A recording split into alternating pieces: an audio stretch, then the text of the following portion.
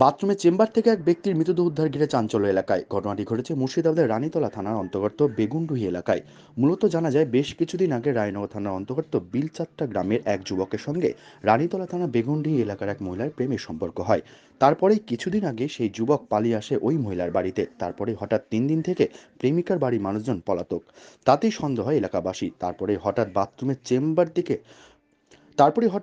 চেম্বারের দিকে নজর গেলেই তারপরে ঘটনাস্থলে রানীতলা থানার পুলিশ পৌঁছে চেম্বার চেক করলে মৃতদেহ দেখতে পায়। আর আর তাই ব্যাপক চাঞ্চল্য ছড়ায় ওই এলাকায়।